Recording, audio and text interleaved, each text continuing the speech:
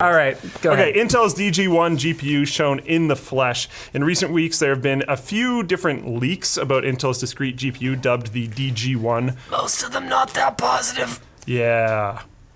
Okay, I was wondering if you were having the same stance as me. Running their, is it Z? XE? I'm calling it XE so far. XE, but it's a lowercase e, which dissuades me from... Yeah, is that an element? Oh. Xenon.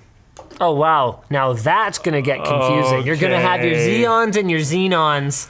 The number of times I've heard people call a Xeon processor a Xenon already. Yeah. I actually didn't even think of that yet. Wow, so now it's a disaster in one more way. Please do tell me. I'm going to bring this back up when we talk about the Sony naming thing that everyone's so bummed about. Anyways, their Z, I'm not going to call it Xenon because that's going to get more confusing, discrete graphics architecture. Rather than being hush-hush about it, they just announced it, showed it to everybody. They put it in a laptop. I believe they showed it in the PCIe configuration, but in that configuration, it's just kind of like a dock for the laptop version, which is like... We've seen that before. Also, at the same time, hella disappointing, though. I was planning that like switcheroo computer where I was going to do AMD CPU, Intel graphics card. So I thought it was going to be fun.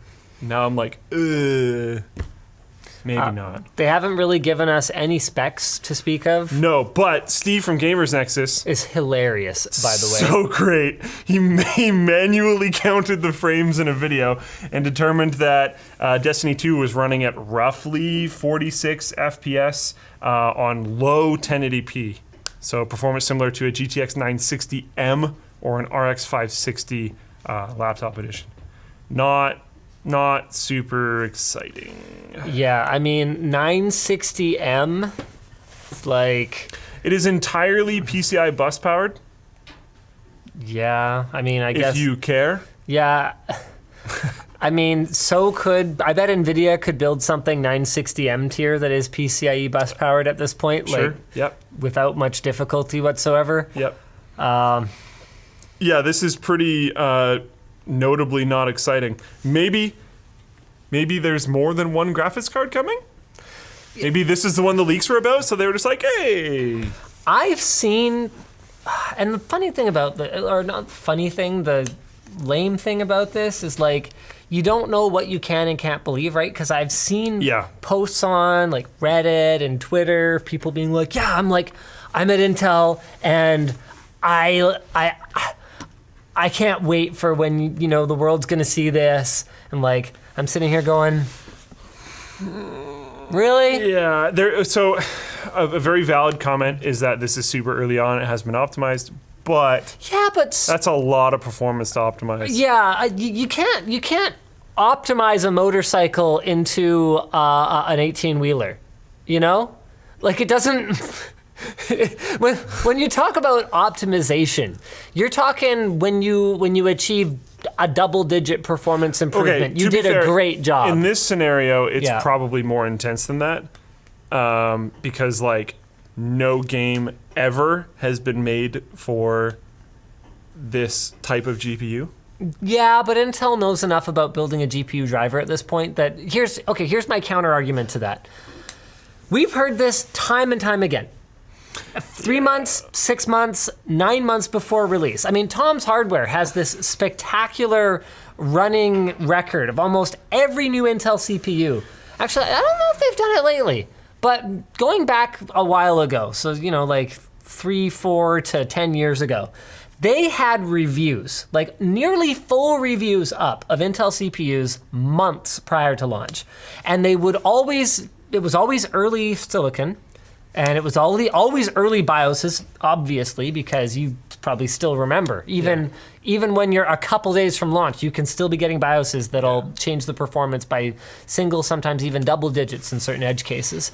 And they would always have these... I love how, it's just a quick aside, I love how people pretend like it's been decades since I worked on computers. You probably still remember. Well, no, as if it was so long ago. I mean, the drama, not the as if I forgot. It's been like the majority of my professional life. Like Nick, I had to do something. I had to work on a computer the other day, and Nick was like, "Do you still remember how?" And I was like, "What the?" Well, I know you do. Okay, I wouldn't have I've said built that. so many computers. I was saying it as much for the benefit of the audience as for you. I don't. Oh, well, okay. When I don't actually think you. I don't think know Nick this. was genuinely a little bit concerned though, and it's just like, come on. Okay. Well, at Jeez. any rate. Right. So they would always have these disclaimers in these reviews that go, well, remember, these performance numbers were run on pre-production hardware with pre-production BIOS, so, don't take it seriously. And the comments would be full of, I don't even know why they bothered to publish this. It's gonna be way better, it's gonna be way better. It was never once dramatically better. Yeah. Not one time was it ever notably way better. Because it's their first time entering the market with a discrete GPU. Entering the market. I know they've worked on it before, but entering the market. I will give them a little bit. They launched the i740. It's like 20 years ago. Okay. Yeah. First time in roughly 20 years. Remember, too, who this is, though. Yeah. This is Intel. And they've got some big names behind it. When they say something is not done, it could be to the standard that someone else would already be shipping. Yeah. It's Intel. The fact that they have it sitting there running at all means that it's like... Okay, so given that, when do you think it's going to come out? I'd be surprised if we don't see hardware at Computex. I'd be very surprised if we don't see hardware at Computex. And if that's the timeline, I think this is pretty much it. I think this is pretty much it. I think we're gonna see like here unless there's more GPUs. Because they just showed this one, Now, there could be a higher end GPU. That's possible. There could be one that is like 4 of these glued together for all we know. Yeah. But just for fun, we're gonna find let's get Titan graphics card, all right? Sure. Titan graphics card. we Here's some release highlights. Oh wow. Okay. Any additional information? No. I want to pick a more mainline. Yeah, I mean it's usually the same release notes.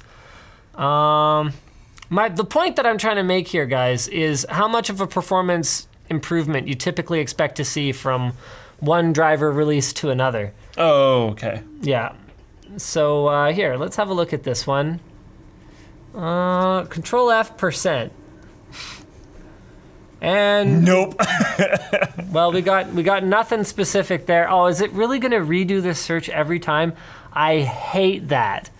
I hate that so much. Now I have to right click and I hate this too. This triggers me so much when the right click behavior is altered so you can't open it in a new tab easily. It drives me absolutely bonkers. No, okay. Well, whatever. The point is, occasionally NVIDIA will release a driver that's like, yeah, we've got a 7% improvement here, a 20% improvement there. I'm expecting that, title by title. But the other thing you've got to bear in mind is that if Intel is showing Destiny 2, like if that's what they decided to show, they didn't pick a worst case scenario. Yeah. So those 15% improvement here, 20% improvement there. On 1080 low. That ain't necessarily coming on Destiny 2. I'd love to be wrong about this. I would love to be proven wrong about this, but I think that Intel's discrete graphics is basically going to turn out to be their integrated graphics on roids, and it's going to be great in 10 years. That's a long time. Yeah. I'd say, because, okay, here's the thing. We're going to get another console refresh. We'll in probably. a year. Okay, yeah. Every console refresh brings with it a big jump forward in visual fidelity because all of a sudden the consoles are running modern hardware again. Woo! Yeah, I'm really stoked about that. And game developers can actually design around that. Yeah. So Intel is going to be way behind because the game's coming for that console refresh in their... Whether it's developed now. Yeah, whether it's a good port or a poorly optimized one, are going to be more demanding on Windows and Linux for that matter, or Mac for that matter. Hey! They're going to be more demanding on gaming PCs than anything that we've seen before. And Intel is already looking like they're going to be barely competitive with a last-gen mid-tier card, and we've got another generation of NVIDIA cards that will probably have launched by that time as well. Something that you just made me think of Yeah. is when you listed the like Windows and Linux and Mac is something that's going to be really cool is once that PC is out, if it's a real thing, whatever, is that gaming PCs will have the whole family back together. Gaming PCs will mean all three of them. That is true. That's actually pretty cool. Go Proton. I like that. Okay, so they're already behind the 8-ball today. They're going to be even more behind the 8-ball once another generation of hardware hits us from NVIDIA. I just don't see it. I don't see it being relevant until they've had quite a lot of time to iterate if what they're targeting is this power-efficient mobile gaming type Behind of the 8-ball? solution. Yeah, I don't think I've ever heard you say. What is that? How does that make sense? How does that work? behind the 8-ball? Yeah. It means like behind. Why would that mean behind the? Because the 8-ball's the last one you're supposed to get in the pocket. I mean, I don't know the. What is it? Ep something, whatever, behind the 8-ball Idiom. origin. Okay. Behind the 8-ball means placed in a difficult situation from which one is unlikely to escape. Oh, because so no I one am wants to slightly wrong. hit it. Because you can't hit the 8-ball. Look at that. Well, now I know. To be in a difficult or awkward position, to be at a okay, this other definition seems to be more like what I'm saying. To be out of luck, in a losing position, to be baffled as to what to do or how to proceed. Yeah, that sounds closer. I don't play pool, but as far as I know, you can't hit the 8-ball No. until you've sunk all your I other believe things. if you scratch the 8-ball, you lose. Yeah. Like, immediately. I think so. Yeah. So, yeah. So it's difficult. Okay, sure. Scratch the 8-ball. When show, looking up random sayings, figure out what they mean. Look, I don't make the rules here, okay? Wait, you can have a stalemated pool game? How does that work? What? If after 3 consecutive turns at the table by each player, 6 turns total, the referee judges, or if there's no referee, both players agree, that attempting to pocket or move an object ball will result in loss of game, the balls will be re-racked with the original breaker of the stalemated game breaking again. Huh. Huh. So I guess if, like, all the balls remaining are so close to going in? Wait, what? That there's no like feasible way for you to. I don't understand. I guess if the 8-ball is positioned in a certain way, if like one of the balls is way too close to a pocket, I'm assuming, and the 8-ball's like no matter what in the way of it, so you'd no matter what hit the 8-ball. But they have to take 3 consecutive turns, which means presumably that they would play a scratch and put another ball up on the table. I don't really. Okay, you know what? It doesn't matter. Not terribly important.